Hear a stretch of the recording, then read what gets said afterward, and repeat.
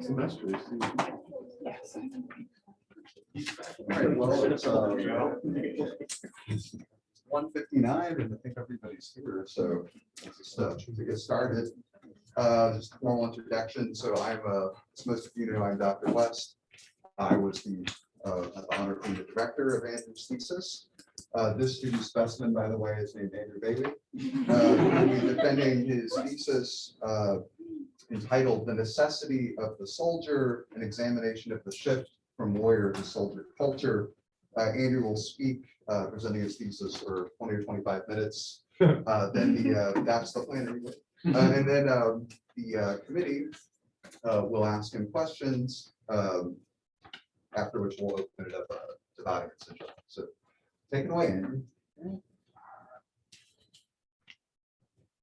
I'd like to thank the members of my defense board for coming and taking the time to read my thesis, and everybody else who's here or who may be on Zoom.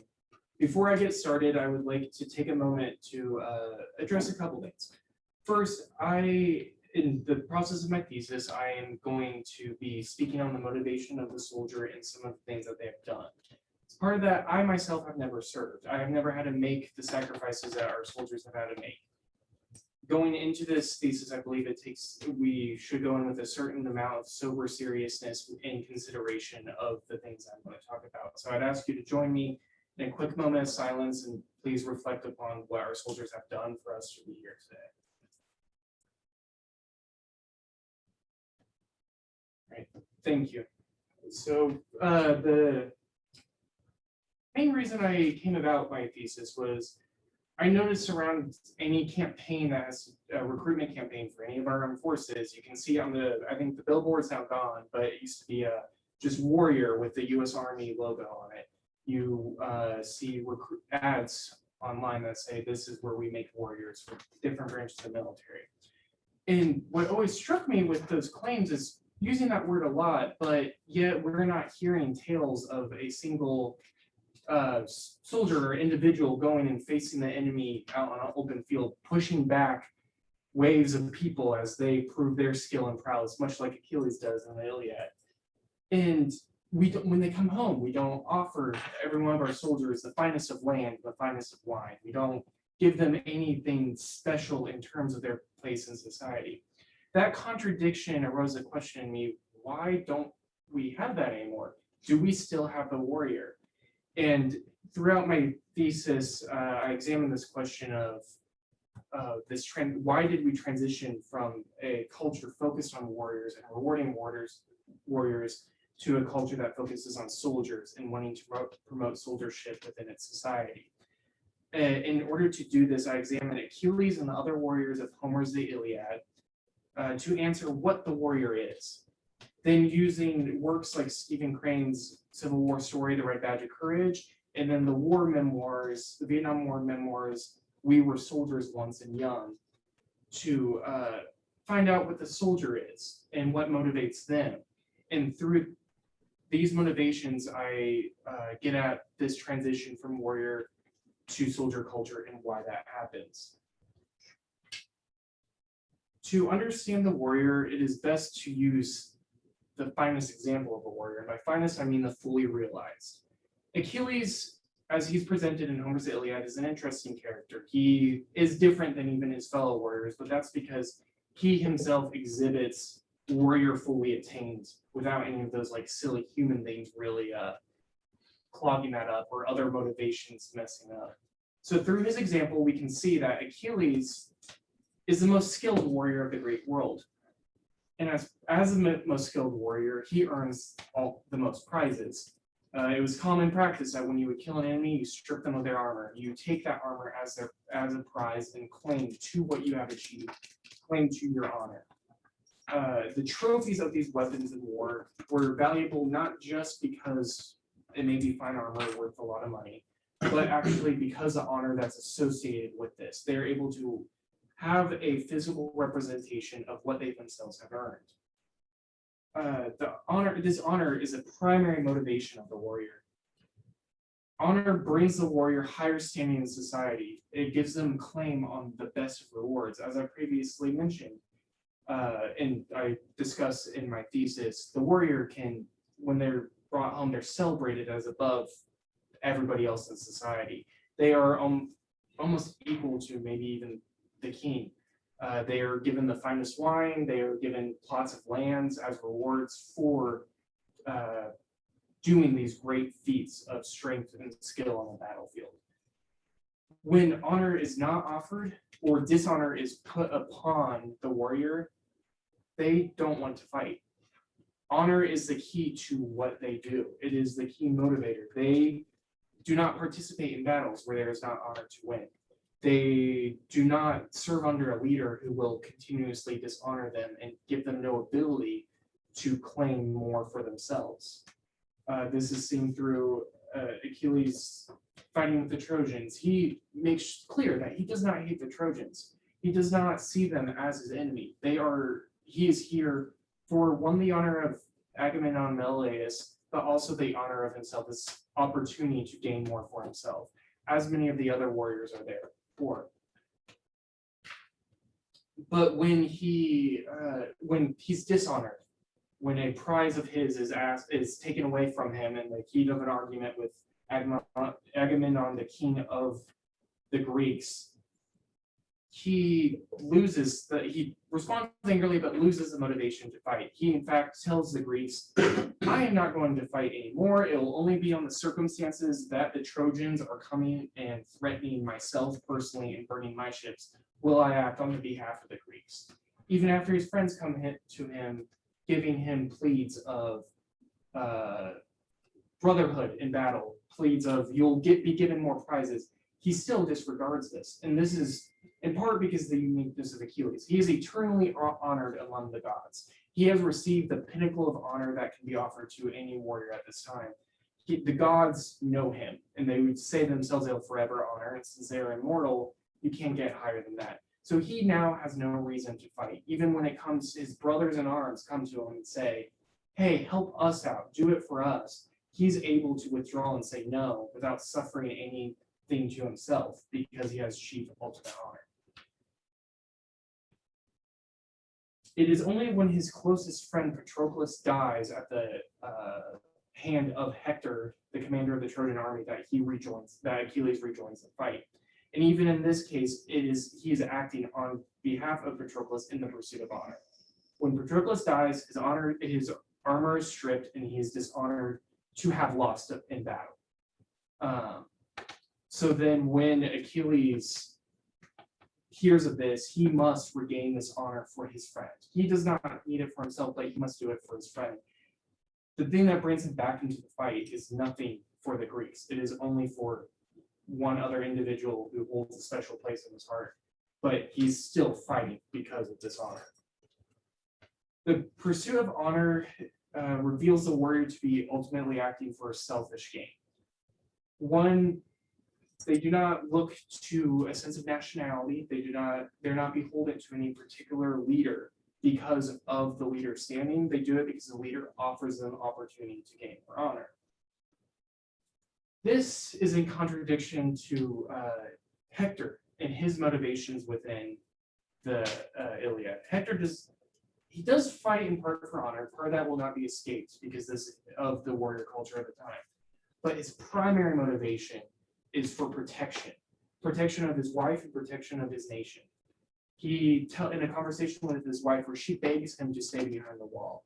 He can command the armies from behind the wall and not risk his own life. He tells her he could not possibly do this because if Troy is doomed and she is bound to become a slave of the Argives or the Greeks, he must hold off that day as long as he can. If he can postpone that day by one more, just by fighting and dying for her protection, then that's what he must do. He even offers himself as a sort of sacrifice to Achilles. Hector provokes Achilles to rejoin the fight by killing Patroclus. And in this, most of the Trojans recognize this. And when Achilles comes and leads the Greeks back on the walls of Troy and almost securing victory for him, slaughtering dozens of the Trojan fighters, many of which were the brothers of Hector. He's doing this only because he cannot find Hector in the field. goes after those who stand in his way. He is pursuing after Hector. Hector knows that in order to defend his people, he must face Achilles in battle and more than likely be killed himself. He makes a speech to his parents that it would be dishonorable not for him to face these men, not to face Achilles. And this would hint at him having the motivation of honor, but that is not substantiated when, upon sealing Achilles in the battlefield, Hector runs. He runs 3 times away from Achilles all around Troy. And it's only when the gods intervene, pretending to be his brother, saying, hey, we're going to face him together, does he turn around and face Achilles? And at that point, he realizes, oh, the gods have destined me to die. I shall die, but it was still for the protection of Troy. This self-sacrifice, this selflessness in order to defend, marks a particular trait of the soldier that factors into something overall known as duty. This can be further examined through the red badge of courage, as it offers a good transition and explanation for that move from warrior to soldier. Henry, the main character of the red badge of courage, is a young man during the Civil War, the American Civil War. He's fighting for the North, but what motivates him to fight is first he has imaginations of great war struggles like that are in the Iliad. He wants to earn this glory, but he finds himself not facing that. First, when he tells his mom that he's going to leave, he's expecting her to give some sort of sentiment like, here's your shield, return with it, we're on it. She simply says, you're just one individual, don't go try fighting the whole army on your own, and watch yourself. Sending him on away, this expectation is shook. Then he figures out a lot of his time in the army is just camping. He actually takes the time to install hardwood floors within his little makeshift cabin. And throughout this, he begins to examine himself. Is he made up to be a warrior? Really what he asks, can he be a soldier? But he is actually still equating it to these Greek-like struggles. Then when they get orders to march and they're going to face battle, everybody else is excited. And he himself worries that he is not ready for this, that he's not built to be a warrior or soldier because he does not desire battle. But then when he faces combat, when he realizes he's a part of a whole, an enemy charge comes on him, he realizes, oh, he is a finger on a hand of the greater body. He must act in order to defend each other. He must act to protect the whole. He must act to defend his home. This is when he actually steps into the role of a soldier. Now, he does retreat and run away from battle. And through this, he struggles with that. He struggles because he realizes he does suffer a dishonor, but it's of a different kind. When he sees one of his friends come back shot and then dies in his arms, and sees men coming back with different wounds, he realizes what he's done, not to himself, but to his friends. He has cheapened their sacrifice by not willing to fulfill his duty and act with courage and to try to defend them. Because just as the soldier must defend their nation, they are called to defend each other. They act as a protection for the greater whole, and everybody next to them in the trench is part of that greater whole. Hector can be compared to Henry because of this need for defense, but is within that gets expanded upon when that defense is then tied up in this idea of duty. Henry further acts with greater courage than he did before when they are moved further to the front lines. His men are told to charge and break the enemy line. They face such opposition that while they are victorious in one skirmish, they themselves are first forced to retreat. Now, this would be considered honorable by the warrior standards. They did what they could. They defeated a portion of the enemy and then did not retreat in fear, but because it was a good tactical move. But yet they suffer ridicule from their fellow soldiers. They are mocked when they return, being called cowards, that they couldn't just handle breaking the enemy. So it is when, upon the second charge, they make the commitment to one another. We either die or we break this enemy line, because they must fulfill that duty. The dishonor they suffered was the understanding that they must do what they are ordered in order to protect their country and protect each other, or die trying. And luckily the book ends with a little bit of a happier note where they do break the enemy line and they sit down exhausted holding the flag. But this was only through a hard-fought victory. Many of his men dying, and this kind of solemn end of, did they fulfill the duty once they themselves survived and others died? Now, these claims are based on fiction. You can argue, I have argued myself, you can't get a lot necessarily from fiction that really connects to reality. This is where then I go into the war when memoirs, We Were Soldiers, Once and Young. It's written by, it's gathered information by survivors of the Battle of, forgive me, Drain, I believe is as close as I can pronounce it correctly. This is a special cavalry unit that lands in the Adrian Basin and told with the orders, find the enemy, kill them. Now, these orders themselves would seem contradictory to my argument of defense being the primary motivator of the soldier. But one can act if the commanding structure can argue that in order to defend each other, you have to act aggressively, they are still motivated by that same thing, which is defense. Upon landing, they face heavy fire. Unknowns to the American forces, over 2,000 formal military troops of the North Vietnamese army are camped out at the mountain at the end of the valley, and they're making their way down in order to engage these American troops. In the midst of landing, they face enemy fire within the first 20 minutes, but there's a retreat of the enemy.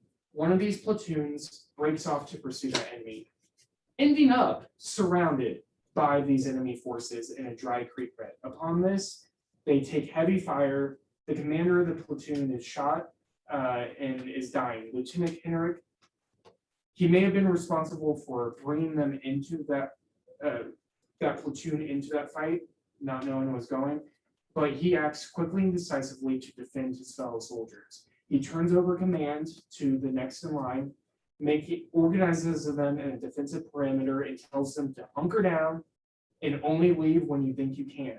And amidst this, he performs this great act of courage and defense for his fellow soldiers. He's quoted to say, if I could give my life, or if I were to die, I'm glad I died for my country. It is for his country that he acts. It is through this defense of his country that he acts and dies.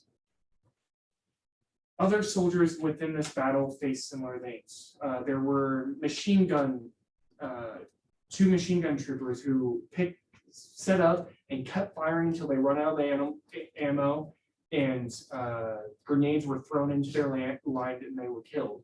But they were credited with holding back such a huge portion of that enemy force that it saved so many men. There's a medic who would turn his back to the enemy at a time where if you raise your head above the ground, you were shot.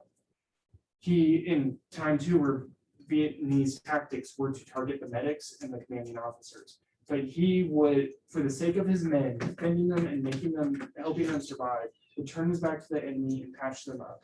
He is credited with saving 12 men within the lost platoon. In the greater picture of this, we see that the commander of these American forces will not retreat because he's looking to protect his men and because they have a platoon that's lost. They must go and protect these men. They must serve these men even if there's one left. They are called by their duty to defend these men. These real-world examples show this soldiership in action, in contradiction to the warrior's selfless ideals. Within the warrior, there's always this selfish desire for their own honor. Lieutenant Henrik, at times, some of his commanding officers predicted that he would get the whole unit killed. He was definitely credited with being a little bit more honor seeking, but he's punished for that in a way by costing his men their lives and himself that, but he still acts in the defense. His soldiership comes in and overtakes, and he acts in defense and what's best for his men in his country. This transition from warrior culture to this soldier culture that we see by this comparison of the difference between a warrior and a soldier, I believe comes at the natural consequences of soldiers being more desirable. Soldiers reap a greater benefit to the leadership in the society. It is expensive to maintain warriors. You have to pay them in prizes and honor. You have to have conflicts for them in order to have opportunities to gain honor. And even within that, if one of these warriors, like Achilles, decides, I'm not getting enough from you, I am choosing not to fight, then the leader, like Agamemnon, has to trust they then have to go below their position and beg them to fight. And even then, there's not a guarantee to work. The soldier, by this duty to defend not only their nation and each other, even if they enter the armed forces in pursuit of a paycheck, or because they want to be warriors like Henry did. The duty that is instilled in them and develops this mindset, guides them to always be seeking this defense of each other in their country. And they're always loyal to their country. They do not need payment. They do not need public recognition. They do not need fine wine for them to do what they do. They do it because it is what they're supposed to do. Within this, I have heard arguments from many other people that we have not lost the warrior. I do not claim that we have fully lost the warrior, that we have simply found a way to adapt them. One of the examples is of the best known as the Lone Survivor. If you've seen that movie or read that book, or even the American's Deadliest Sniper, or American Sniper, thank you. Tripping up on our words. These men survived in extreme circumstances. One was the last surviving member of his unit and had to make his way through enemy territory while injured and make his way back to his allies. The other is a sniper who's out on his own or with one other person and fighting for the defense of his country, putting his life on the line for such extreme examples.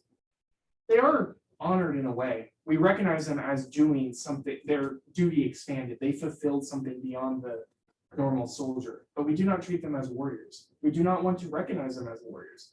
If anything, they are celebrities, that the way we see them in this public sphere. We do not offer them anything more than we offer the common citizen. We do this too within society at bowl games. We ask our armed forces to stand up so we can thank them, and that's about it. Airplane, they get aboard first. There's little reward to this because this instillment of duty, that's something that they're called to do. They're acting in service to others.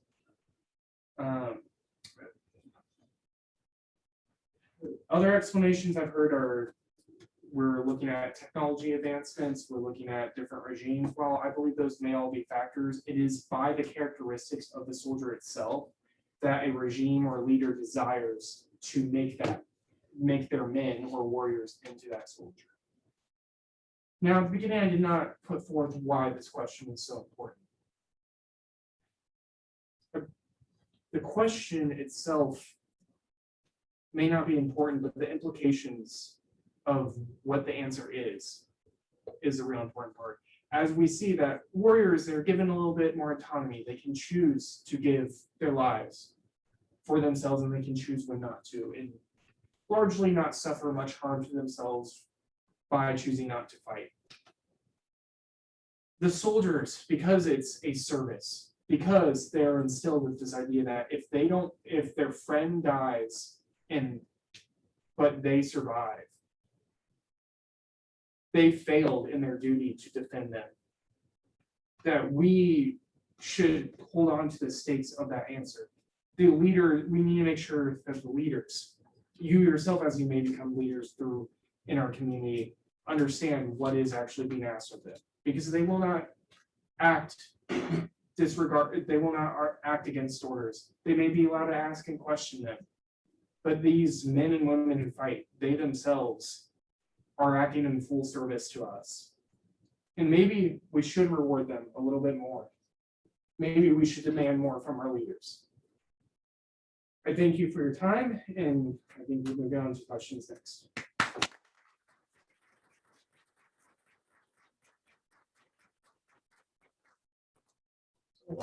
First, I'd like to offer Dr. Metzger, Dr. Burkett, do you have any questions for Andrew? I will. I'm looking up the floor. Question, Yeah. Anderson. Very good. I was very interested in this. You're right, as we were taking your exam today, I was reading this. And I'm outside my element here. Yeah. Right, so help me understand something. Yeah. So in the ancient world, more warriors. Yes. Okay. So if warriors fight for honor, which is more, I think you use the term, and I don't know if you meant it this way, selfish. Selfish or self-serving, it's Right. not necessarily as a negative, just Sure, it yeah. is. But So- factor. So if they were fighting for those reasons, primarily for themselves, Yes. so how do you explain how Spartans, for example, fought so well in cohesive groups? Of course, it's a Spartan question, which I've been grappling with on that. That's a whole other case. But Spartans themselves are relatively unique too. We don't know a whole lot about their culture. It's only a few writings that we have about the way they're structured. I believe as part of it that the techniques themselves may factor in to the difference between a warrior and soldier, but they are not the defining characteristics. A warrior can fight in a cohesive group. They can fight for themselves in a cohesive group, but still work well as a unit because the benefits of it, that you conquer the enemy really a lot easier because you have this unique technique that requires that teamwork. You have, you can be rewarded in yourself for acting as, it's still that you're honored for acting as an individual within a group too. It's, the system works itself in order to support that idea a little bit. The Spartans also, I believe, were treated as warriors at home and acted as soldiers on the field. Within their society, they were allowed to cheat, steal. So you could commit adultery as long as you didn't get caught. You could act in self-service for yourself as long as you didn't get caught. That was encouraged. If you couldn't get caught, if you were going to get caught, then don't do it. It's bad. But they still are acting for themselves. They're encouraging that kind of like competition and self-survive through that. And it's, I think the techniques is what more builds that soldiership. This is why I focus so much on motivation, because there are things you cannot factor out, but I think the motivation is important for these individual ones. I think within Spartan society, if you pulled out one of them, they may say for the good of Sparta, but in some way their motivation is still tied primarily to that honor. They are receiving honor from Sparta for acting in this way. They are focusing more on the reward and less on the actual act So itself. working together as a group still gets them that process. Still gets them that process, yeah. Yeah. Oh, yeah, you're good. One other one. So if a warrior gains all this honor from what happens on the battlefield. Yeah. Where do they gain honor when they're no longer fit for battle? And that's, I think, what a lot of the ancient societies struggled with. You would have some that would become politicians or leaders in some way, like Sparta itself, a lot of their older warriors that they survive would be eligible for king or higher levels in society. It was more of, I believe, an acquisition of our battlefield. They would fight until they could no longer, whether they die or old age. If they came back from old age, they would then have the sum of their honor, and they were kind of living off of that. They would become sad old men, not always living the glory days in these honors. They would maybe try to transition to politics and find honor within the politics. I believe, or like Agamemnon in the Iliad, he is the king of the Greeks. He does claim honor, but he claims it through more political means. He has a scepter supposedly given to him by Zeus that says, he should be king. And that's where he claims his prizes. He claims that there's some sort of honor there, but even then that honor changes from what a warrior actually pursues. I think most warriors are hoping that they die in battle because that's an ultimate thing, that they either are like Achilles and they become so great that they don't need to earn it anymore, or they die in battle and become immortal in the stories and honor that they told. There's a quote by one on the Trojan side by Sarpedon, where he talks about, I would not be doing this thing if I could be immortal, if I was not facing death, but I need honor. And it's their whole pursuit of, they want it before they die. So I think they're hoping that once they have it, that they die and don't have to worry about it, because there is that question of what do you do outside of the So battlefield? it's a much more difficult Transition. I think both, no matter what, with these combat forces, whether you're a warrior or soldier, we know that's a difficult transition. I'm wondering if for the warrior it's a little bit easier because you have an entire society that then goes, you are above us. Like Achilles, he's king of the Myrmidons in his little area back home. That a lot of that's due because it's skill, because he's earned it. So there's a little bit of, as long as the people continue honoring them, that might help lessen the blow a little bit, but it's never going to compare to the honor that they earn in the battlefield.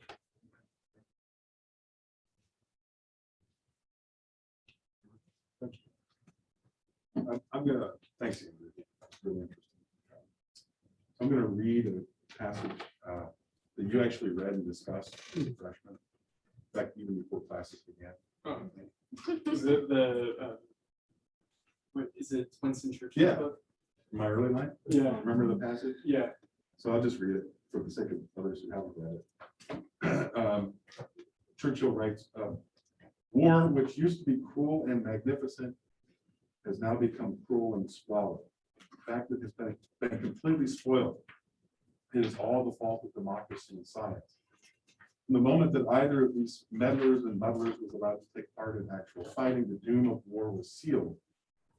Instead of a small number of well-trained professionals championing their country's cause with ancient weapons and a beautiful intricacy of archaic maneuvers sustained at every moment by the applause of their nation, we now have entire populations, including even women and children, pitted against one another in brutish mutual extermination, and only a set of blear-eyed clerks left to add up the butcher's bill. From the moment democracy was admitted to, or rather forced itself upon the battlefield, war ceased to be a gentleman's game. And he concludes, to hell with it. So, do you think Churchill's making the distinction between the warrior and the soldier, or is he making a distinction between certain kinds of soldiers and other kinds of soldiers?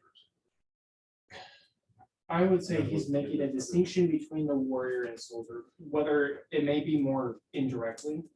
A similar quote in the Red Badge of Courage, Stephen Green, Henry says that he had one spirit of witnessing a Greek-like struggle. Such would be no more, he said, made more better, far more timid, secular, religious and education, or secular and religious education had he faced the throat-grabbing instinct, or else firm finance held in check the passions. It's similar lines that there is something that seems, he's definitely recognizing that there is once a change. There is a change between war then and war now. To me, the like skilled individuals, that quote, that part of the book, the skilled individuals facing each other, or even the gentleman part, gentleman that ancient weapons, yeah.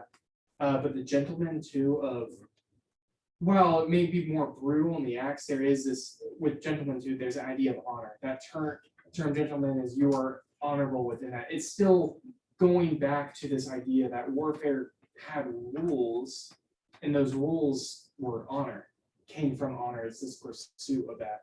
And you could, like, even in the beginning of the Iliad, where the two armies are facing each other, there's a proposal, hey, we'll make a truce, we'll send Menelaus and we'll send Paris, whoever wins the duel gets Helen, and Troy will sort of give that up, or the Greek troops will march away.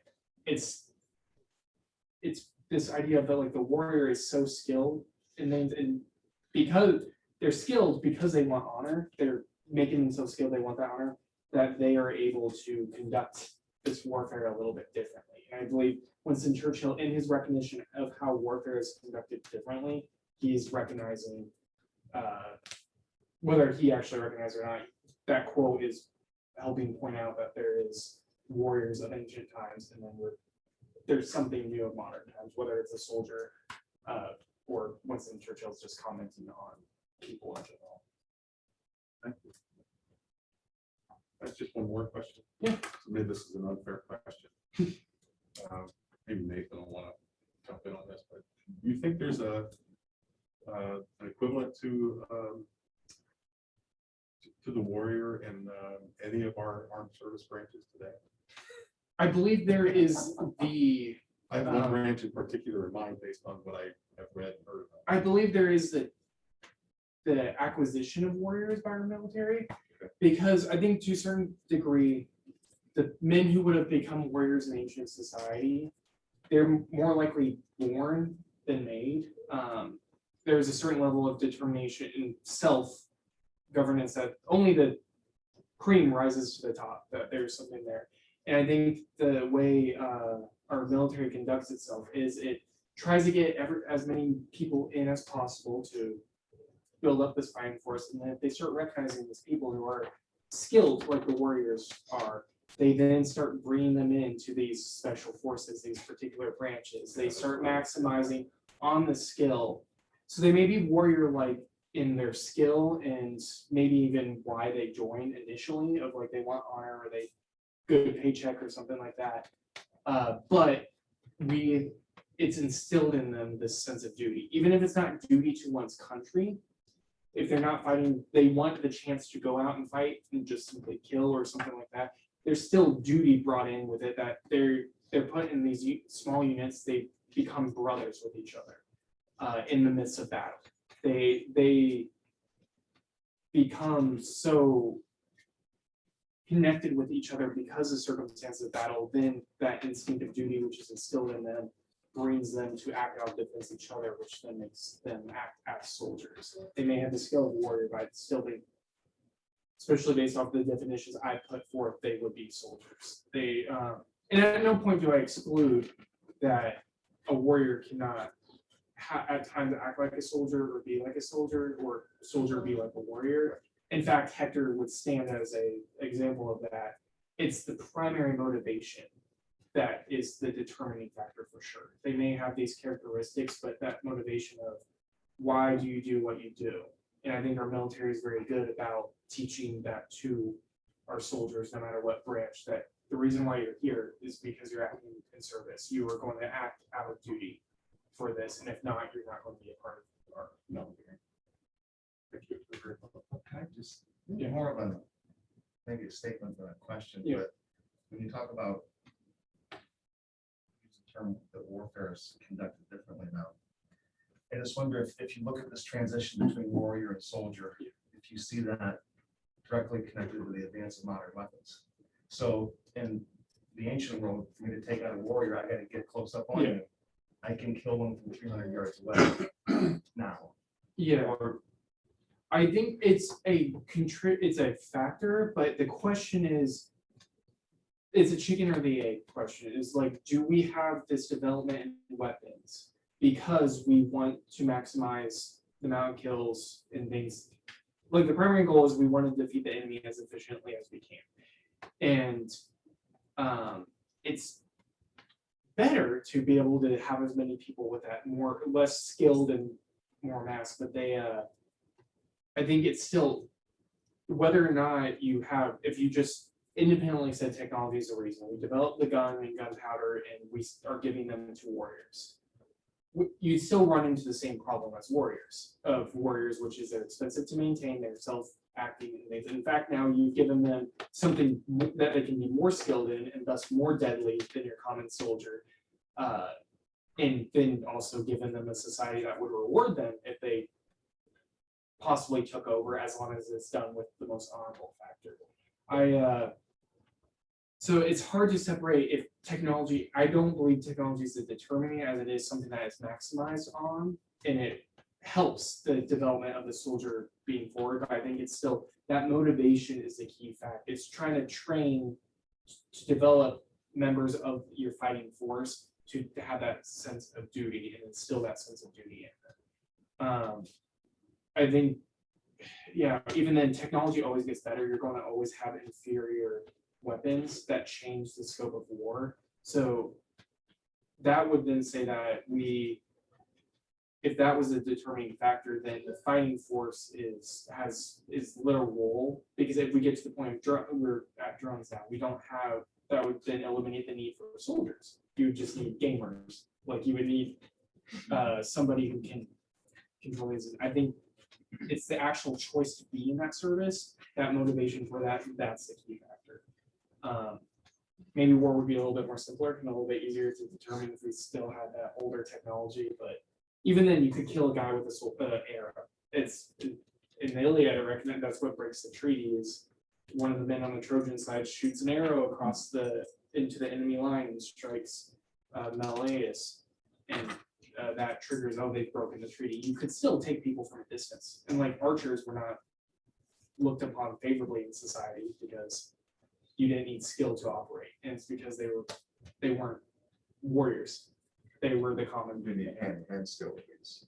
What? You need hand-to-hand skill. And It's a little actual bit, skill to shoot. Yeah, right? but they were so like when Great Britain developed the longbow and was able to fight against its surrounding nation a lot more, it became Great Britain was looked down upon. Their archers were dishonored by other nations because, oh, you're fighting from so far away. I don't even have a chance. That's dishonorable. That's not good. So, and they would cut off the fingers of the archers and send them back as a dishonor to them, so that they couldn't fight in this unmanly way of war. That's a good point. Andrew, so as we all know, you're a psychologist. Psych major. There's a slip at the tongue. But I bring this up for a serious reason. So as a psychologist, you surely know better than I that. Giving me a lot of credit. Call me a Well, psychologist. well, as a student of psychology, surely you know that people are complicated.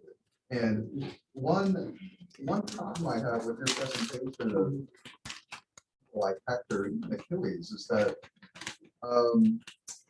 this question of motivation, is it really as simple as primary motivation for Hector is defense. And you definitely stick to that point and insist on that throughout the thesis. And so your argument is consistent. And at one point you say, you refer to a shift in Hector's motivation when at one point when he wants to face Achilles to gain honor, or he at least considers whether he It's should. a verbal shift in his explanation. Okay.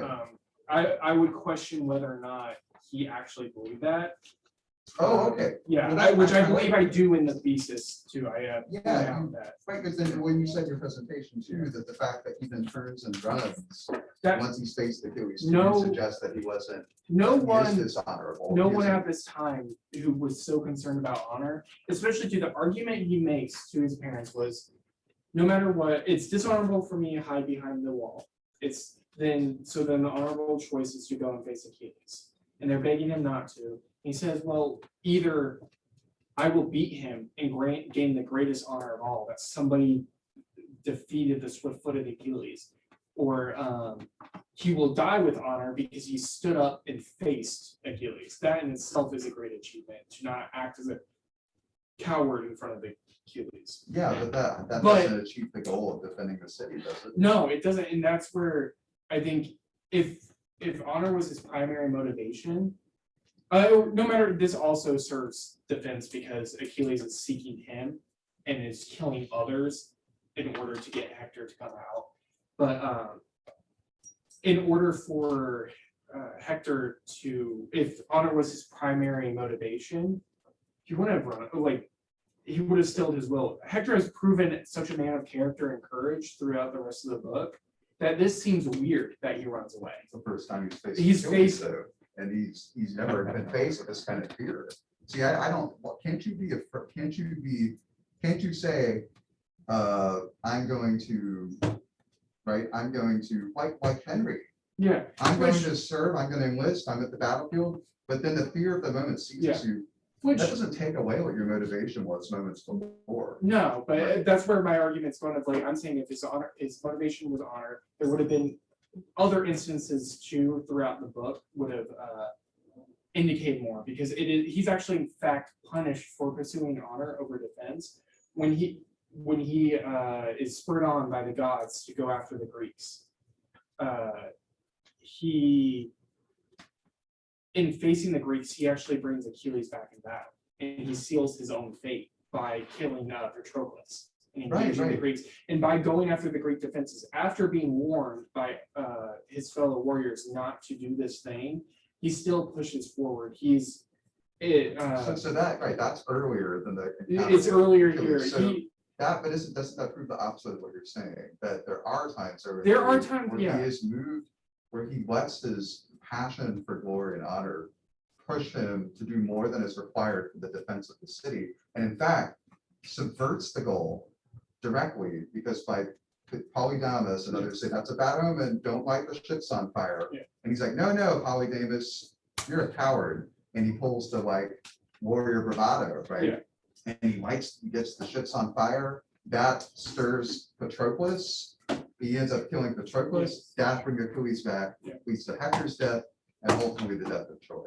So But isn't honor already there? I'm not denying Yeah. he cares about defense of the city, Yeah. but I see in your argument that why can't it be both? And why can't Hector be confused about his own motives? I never say that it can't be both. I'm saying that when it comes down to it, there's one that outweighs the other, even if it's by the slightest amount. I in fact concede the point that honor may be within his motivation, whether it's himself individually or as part of the times, but he does not. Okay. The thing I'm focusing on is in the end, what is the primary motivator? What causes them to turn around and face? What causes Henry to, after he retreats, and he could hide amongst the other retreating men and suffer no dishonor at that part. He could he in fact gets injured as a result of him running away, and people believe that he fought so bravely that he got injured. He receives no outwardly punishment for it, but he feels bad because he failed at the defense of his friends. Hector, I think, is the same way. When he denies staying behind for his wife, while it could be dishonorable, his main thing is like, how could it be that I live while you are a slave, when even if my death buys you one more day? That when it comes down to him facing battle and things, I think the thing that wins out is the defense. And that's what I mean by primary motivator. Yeah. Yes, people are complicated. Yes, there's going to be other things that factor in, but we still can see somebody can be motivated by any number of reasons, but there's usually something else underneath it that drives it. These other reasons can add or subtract to that primary motivation, but usually people are driven. The need to survive, that is a primary driver. But what that looks like depends or even denying that adds to complication of it. But human beings, yes, are complicated, but we want what we want, and we'll find a way to go after that. So the beginning, right, so the passage, the conversation that he Yeah. has with his wife, right, that you Yes. discussed, so that's the main text you use to argue that he's fighting to defend her. One of them. Right, and he's trying to defend her. He says he knows total fall, but at least I can Yeah. put it off one more, if I can put off one more day of fighting, as you say. Yeah. But that's not how the conversation begins, right? Or how that whole passage.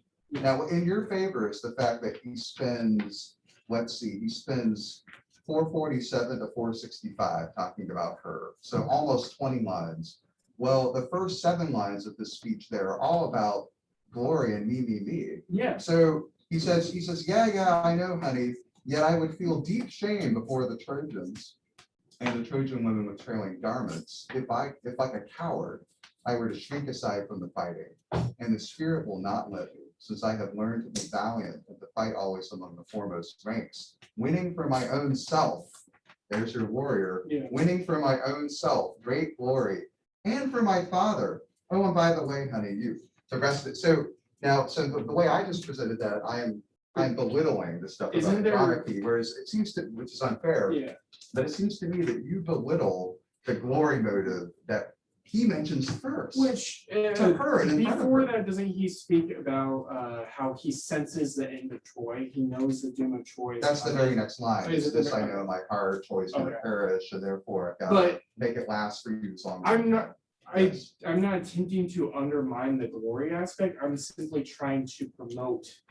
I'm trying to point out that it's easy to see the glory there. That is rampant throughout the Iliad. But with Hector specifically, you can see he's different. There's a reason why, like, I think our soldier-based society really likes Hector over Achilles.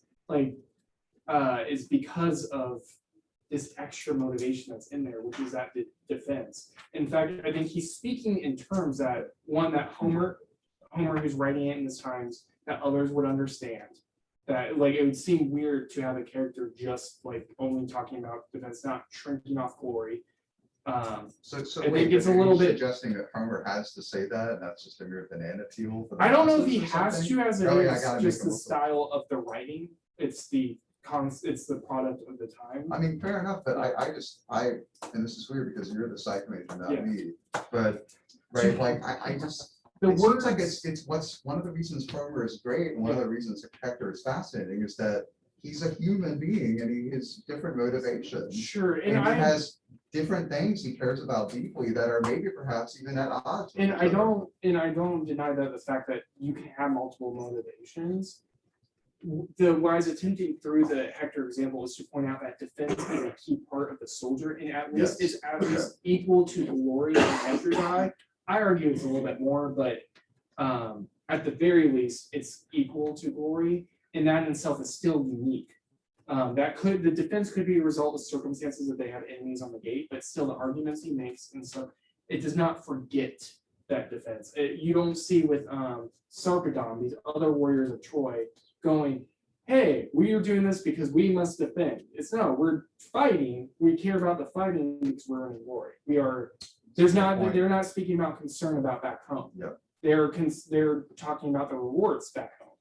Yes, there okay, no, is- that's a good point. And the biggest, and then people who actually end up talking about defense more than Hector, or at least the same amount of Hector, are the leaders of Troy, these other like politicians that in the council with the king of asking what to do. There's not a lot of speaking about glory within that. They're more concerned about the final product, which is their survival. Yeah. But Hector, he's unique in the midst of all these characters. He has glory as a factor, but defense is there too. Yeah, no, I And think no that's- other warrior on the Trojan side seems to act in that same way. In fact, Paris is only one, I would argue he's not that much of a warrior. Maybe that's just a skill thing, but Paris himself, he acts fully out of self-interest. And that's the only other major character that you could maybe compare. But he has to fight Menelaus because he has to defend his honor. And Right. If I, one more question here before we turn it to the audience, thank you for your patience, but I have to address this. I mean, it's a fascinating thing that you point out by your conclusion when you're talking about the soldier, and you showed this in your discussion of Henry too, right? And of the men in the middle of the battle when they're surrounded, in that particular battle, that Yeah. particular platoon in Vietnam. Yeah. Right, that they're fighting, that there's the cause for which they're fighting, the cause writ large, yes, which is the country, but in the moment, you're actually fighting too out of fraternity and out of to defend your friends' lives. Yeah. And when you, and that's their motive. And when you were saying that in the conclusion, I was thinking of Achilles. And so here's the problem, right? You say Achilles returns to the battlefield for glory. But here's the question, right? So in book 9, as you discuss, Diomedes, Odysseus, the other top warriors, they come to him and say, well, come on, if you won't come back to fight for Agamemnon giving you more gifts, at least fight for brotherhood, at least fight for us, your friends. And he's like, sorry guys, don't care. So why, so the question is he really fighting for glory when he returns to the battlefield? Why, what is it about Patroclus and Patroclus alone that will bring him back to the battlefield? And does he, What do you comment on that? I mean, Patroclus is interesting. Just as you said, humans are complicated. There's a little bit. I mean, he still has Achilles' still primary motivation for coming in is honor. It may be Whose honor, honor for Patroclus, regaining. Why does he his care about Patroclus's honor, but not the Because- honor of his fellow Greeks? He holds the only explanation we're really given is that Patroclus holds a special place in Achilles' heart. So then what's, if that's true, and I don't deny that it is, I think you're right, what's his ultimate motive, perhaps? Or can we say there's another motive in there along with Patroclus's honor? Why do you care about someone's honor more than someone else's? Special place in the heart. I think What's that? it's special place. He's not willing to do that for any of the other Greeks. I think Patroclus himself is a unique incident. It's not a. It's weird because Achilles. This is also after Achilles has been told by his mother, and we see throughout instances of the book that the gods are already honoring Achilles. They call him the honor. They refer to him as honor. They're all of them, even if they don't like him, are doing that. His mother has told him that he's earned this honor. He's forever honored. So he has no concern for himself at this point because he has achieved that ultimate victory. So I think also he has nothing to do other than either return home or sit there. But what? So then Patroclus, who's special to him, Right. he then is concerned for the sake of his honor. He is fighting a way for another person, but still honor. Well, yeah, but it's the honor of this person because he loves them, right? As you said, a special place in his heart. Yeah. So it turns out that in the case of the warrior par excellence, there is something besides your own honor, unless you want to take the line that friendship, that a friend is another self, as the saying goes, right? And so when you really love somebody and they're dishonored, or something bad happens to them, right? Like a father and his child, or father and a daughter, especially, you take that so personally, right? So Which is Achilles, that really just still his own honor, or is it love? And you're the psychologist. yeah, Teach but me. also like, I could go full the other direction. Love is nothing but chemicals, and part of our idea to be monotonous, or not monotonous, should be to be with just one partner and stuff. As I learned about this semester, there's certain chemicals that are present with that. That's could be what love is. The other end of this is Body and soul interact. is that For the that classics. selfish thing of it's no matter what, when you love somebody, like if we take an example of marriage, there is that still self part of that. You become bonded with the other person. You become one. The way the Bible describes marriage is the two becoming one. In that you're still serving yourself a little there through that love. You're still a little bit self-serving. It's not necessarily a bad thing, but you're still, if as you said, if we're going with that definition, you're fighting for yourself a little bit there. With the again, this is a very particular example within Achilles. Achilles is a unique thing because he is so fully warrior, but he does not necessarily, it does not mean he's faulted at other end. Some of the examples would indicate he is more in pursuit of that selfish desire of that. With his interaction with Patroclus too, I can't say that much about Patroclus because we get very little. Like his relationship with Patroclus, is it love for? He says he loves him, but what does Homer mean by love? What does Achilles mean by love? It could Yeah. be again that Achilles sees in Patroclus another self, and so He's a cousin. Patroclus is a manifestation of his own self. Yeah. If that's true, let's just push this a little further. Whose armor is Patroclus wearing when he's killed by Hector? Achilles. Who does Hector think he has killed? Achilles. Who does Hector think he can kill? Achilles. Or he can. I don't know if he at the end that he thinks he can. He's just like, So Oh, yeah, I know, And he says you might be able to. it might, but it's if the person immortals hears are a willing. God. If the immortals are willing, Yeah. and then he realizes when the immortals betray him that he's not going. if I'm Achilles, though, yeah, I mean, it's a combination of you've killed this guy who was another me, Yeah. so it's personal. And you thought you could kill him. You, Also personal, Yes. so yes. whatever. Yeah. Which that is a part of the warrior thing too, in the pursuit of honor, to lose your prize is really bad. Because you then could not defend you gained honor at one point, but you did not have the skill enough to maintain it. So it's dishonor twicefold.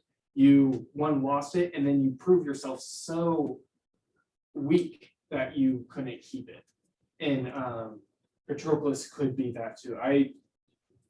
I'm not trying to disregard the Patroclus example, but also within it, it's such a complicated thing. I mean, there's debate too of like, were they family? Were they lovers? Were they just really good friends? We don't have enough textual evidence, I think, to all we can do here is speculate, which is good discussion. But in terms of my thesis, it does not take away from our, I believe, take away from our argument, because I think it's still the warrior's motivation is still that honor. It's whether this is an example. Yeah. We're just Yeah. saying it could be more than just. Yeah. No. And I'm not denying that The more reason can he cares add. about his honor is love, whatever the nature of that Yeah. love, which is to say is unanswerable. So, Yeah. but we should open up for questions from the audience. So if you ask questions, I have stickers.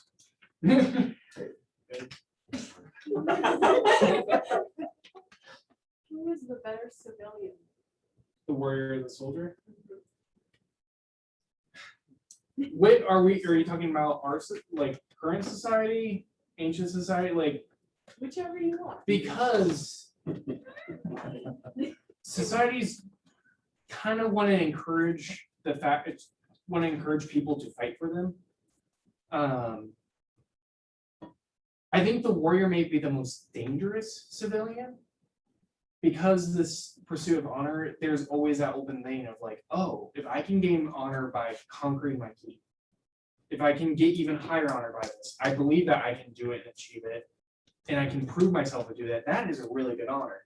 There's not a whole lot, or if they go, the king has dishonored us by taking this action or one thing or the other, then they have the license to go, well, I need this honor back. I have to go after the guy who dishonored me. He may be the king. Oh, well, I'm going to go after him. It's a bad civilian. You don't want your civilians to have an excuse to rise up and overthrow you. Modern society, I think the soldier, I don't know if one's better than the other because they both provide such benefit to a culture. Like they're defending you, whether indirectly or not, they are fighting for you, so you don't have to do that. The soldier, I think, is the most. They will come back and try to be civilians. They will actively seek to be civilians or stay in the military. Can they ever be though if they feel like they have not fulfilled their duty if their comrades died? Another question, but another thesis entirely. But I would suspect.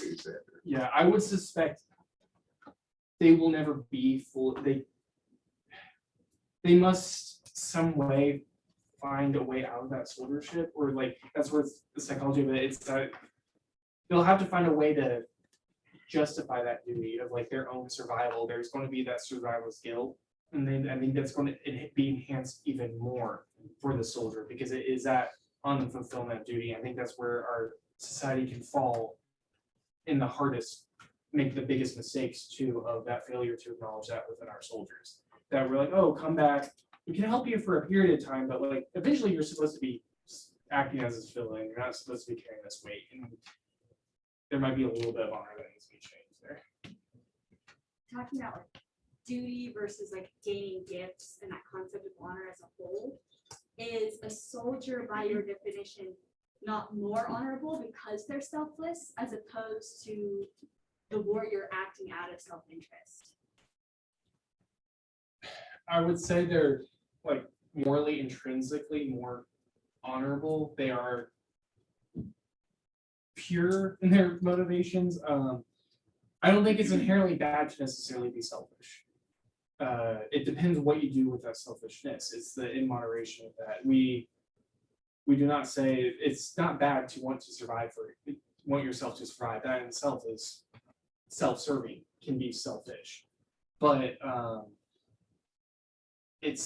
the soldier, the way that they serve the community and the fact that this duty helps them like deny that something and act in such great aspects that they're willing to jump on a grenade for each other. That in itself, I think the actions combined with that motivation, to me, makes it more valuable, if not morally better, or not morally better, but more honorable in those actions and stuff. They're a little bit more out of it's to lay one's life down in the defense of another is such a unique and celebrated thing that's about as close as soldiers can get. Soldiers, by your definition, are more noble, Yeah. whereas the warriors are seeking this honor. Yes, yes. Honors. Which I believe like medieval knights were warriors seeking to be noble in that way. So then you get that weird contradiction with the knights. But So when it comes to like actually being active in war, in conflict, Mhm. do you think soldiers and warriors have the same definition of victory?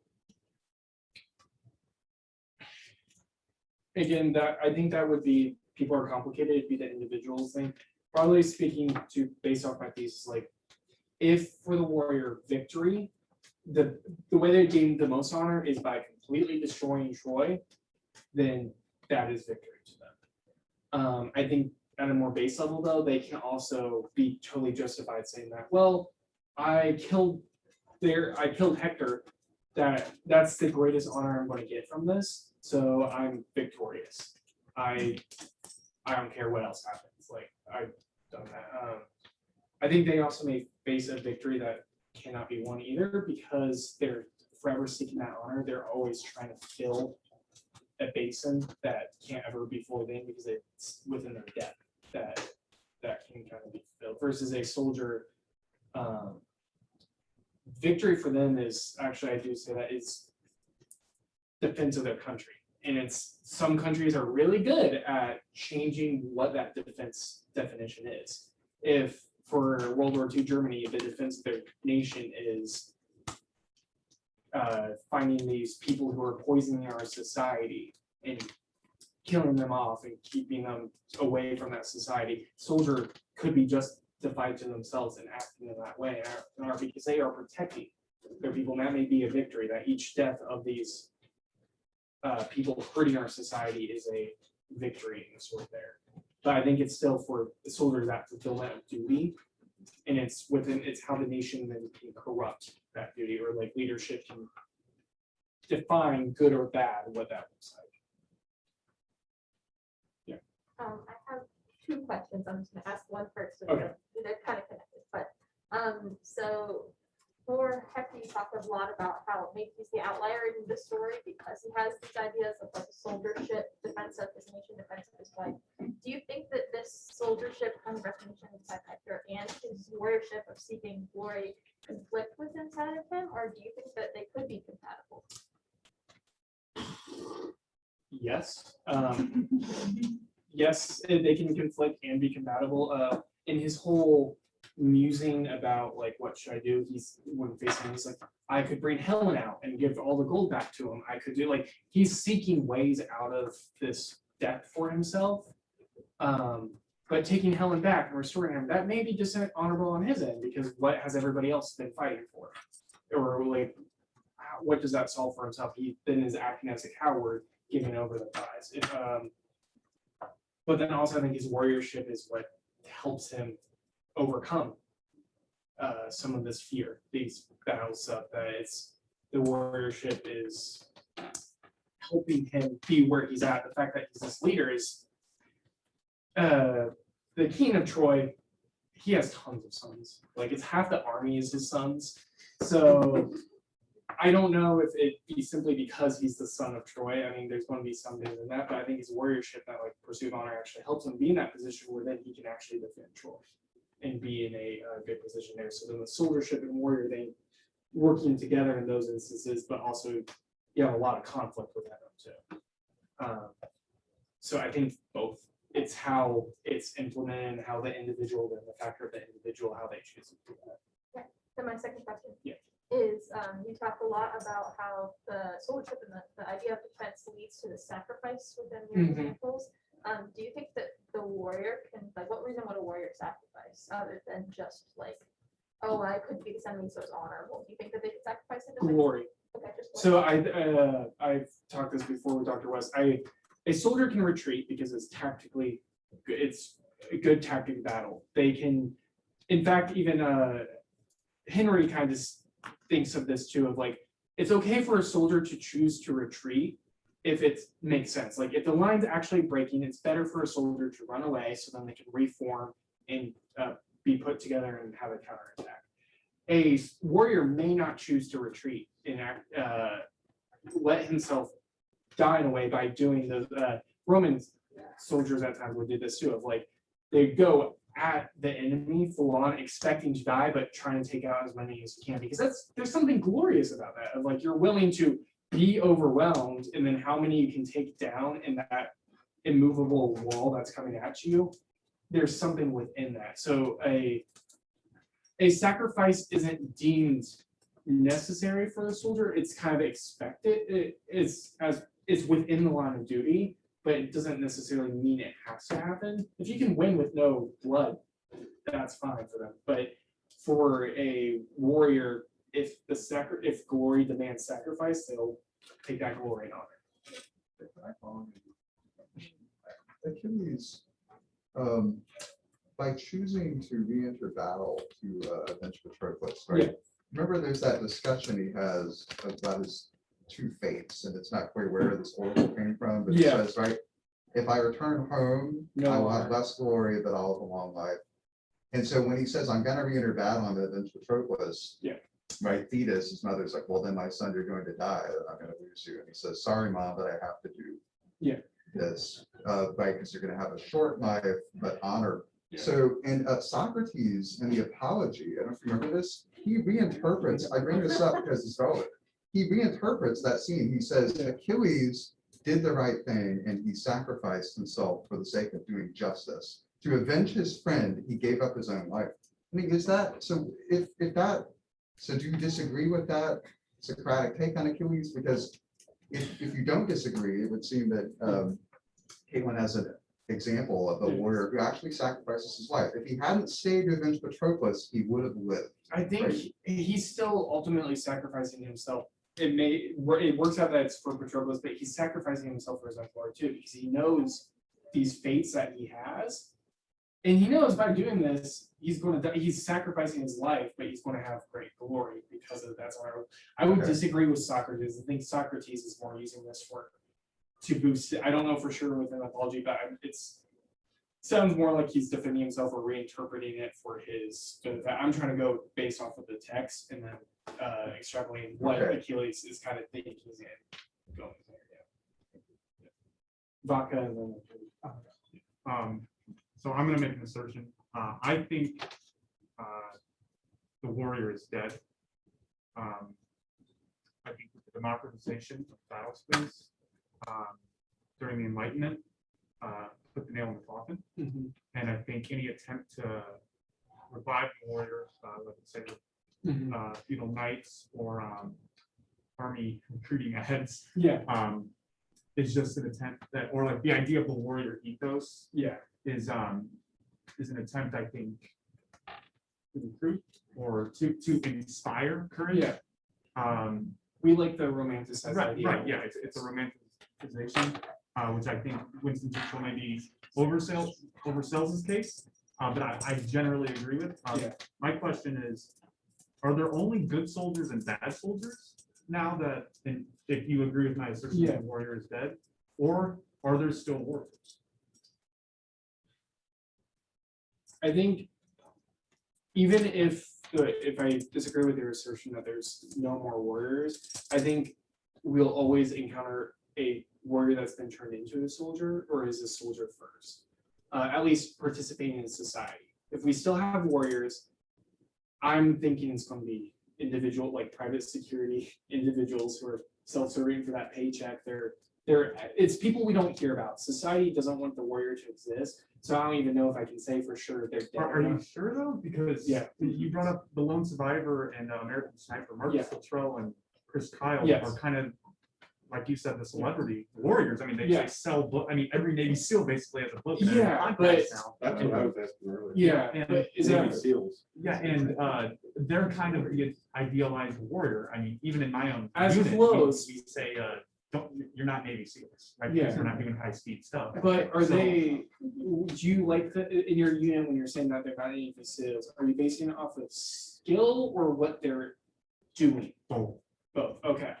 So I may agree with you that there's no longer the warrior person, but we may still use the warrior. Right, ethos we to still communicate. use the ideal of the warrior, Warrior. but Promote that. yeah, my assistance, the In- warrior, as in Achilles, the warrior, Warrior, yeah. does not exist. Yes, I would agree with that. Achilles the warrior does not exist anymore. The good or bad soldier assertion you would make, bad soldier is always the one who does not fulfill their duty.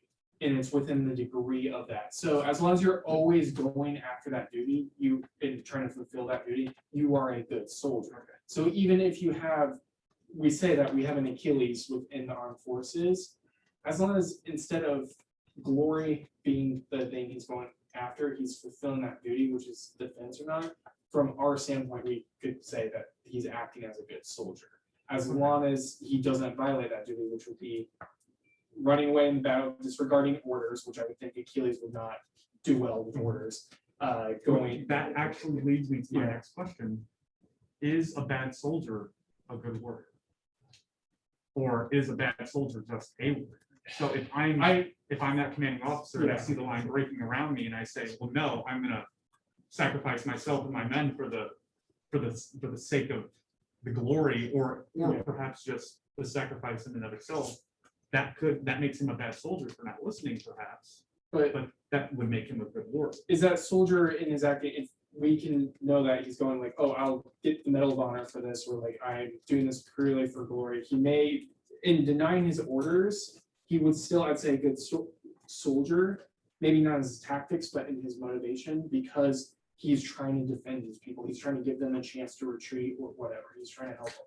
If he's going like, I'm doing this because I'll be remembered for taking down this many enemies before I've taken that, that's where I'd say he's more going to be a warrior.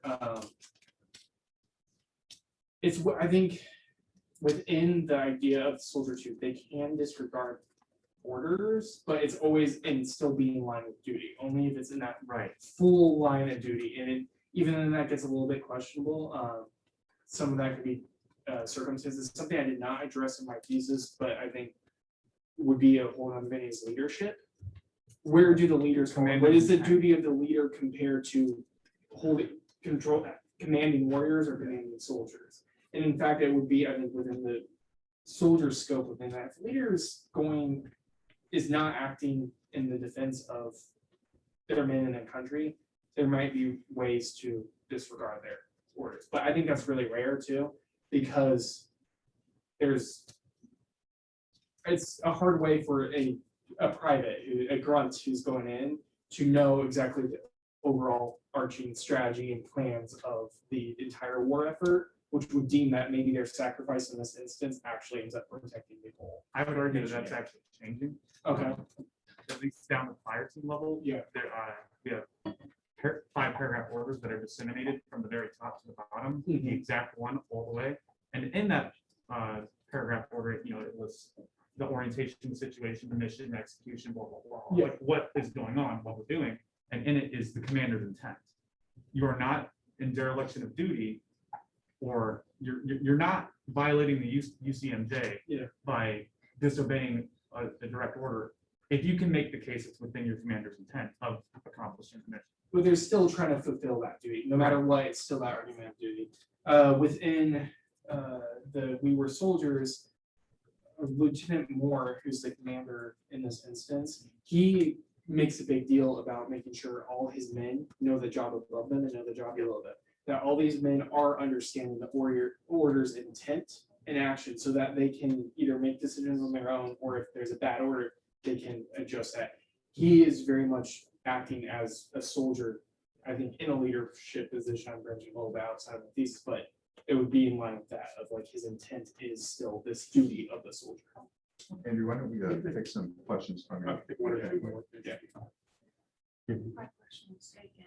Oh, Well, but I do, this might be an unfair question, but, could a motive for warrior be justice of his own, it's like I deserve, or What definition of justice? I know, so that's why I'm like, Yeah. so then I'm like, oh, that's unfair because I'm not Will gonna the use premise strong? of justice. Maybe. I'm just thinking that I would go with Achilles, and Yeah. if he thinks it is just that it is my cousin was killed, it is just for me to Isn't then. it just for him to then earn glory as a part Yeah, of so I'm that? saying if then it's he's, like- and if he's being told he's honored by the gods, all these Yeah. different things, then it is like I should be winning and no one should be coming up against me kind of a thing. It's kind of it's the idea. I think justice is the byproduct of the pursuit of the glory. Like because I am the most honored, I am the one who can determine justice. In So that contrast is- to a soldier, and I Sure. was thinking in democracy and how Yeah. soldiers, that you don't want to be above everybody No. else, you don't want to be on a pedestal above And everybody else. That's but- in fact part of the reason I think when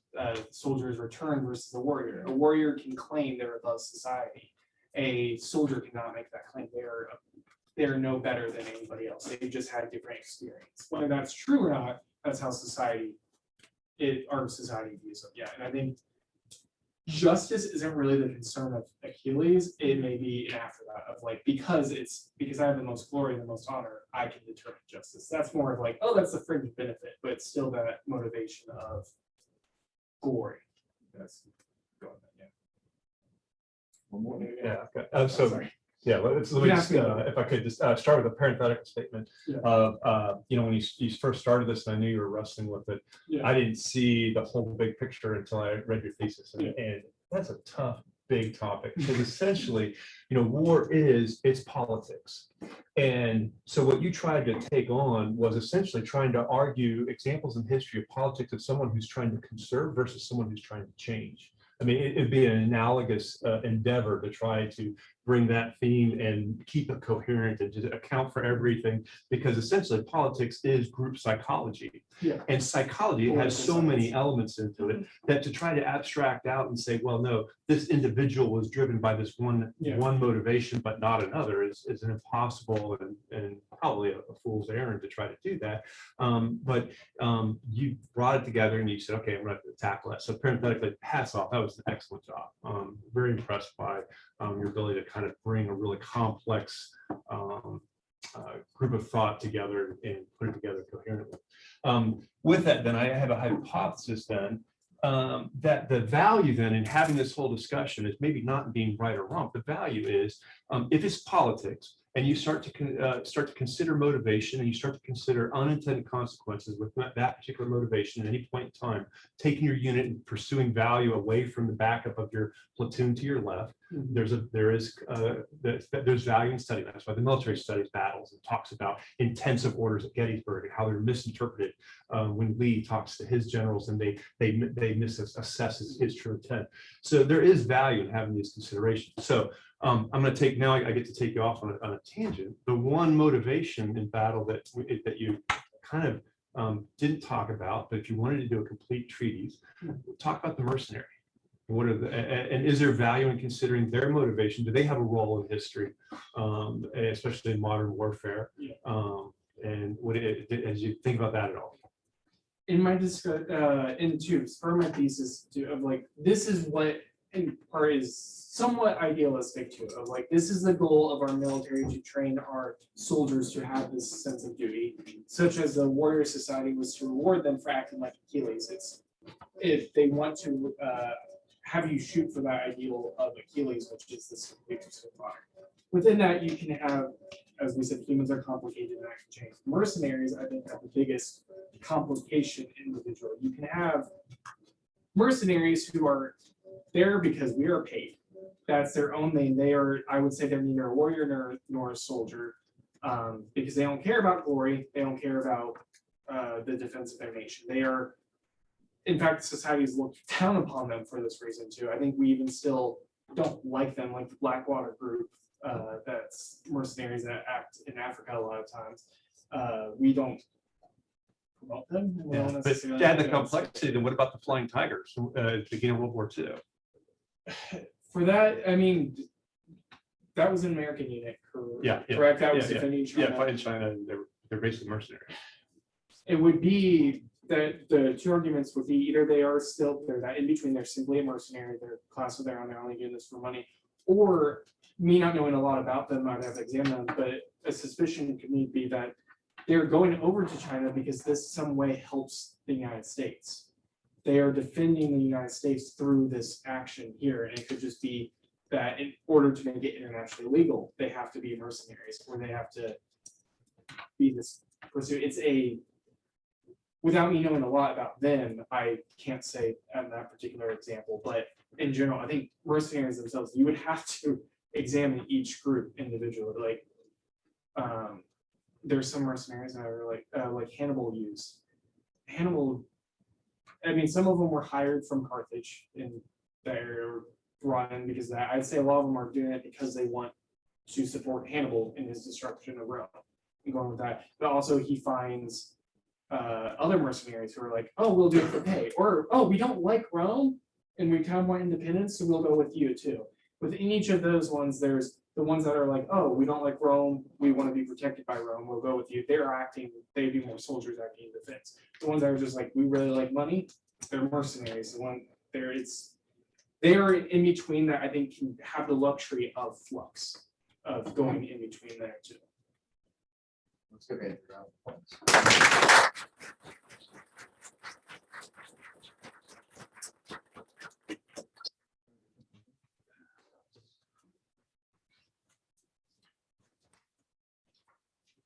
Okay, you want to stick with? No, I'll do it. I was gonna wait till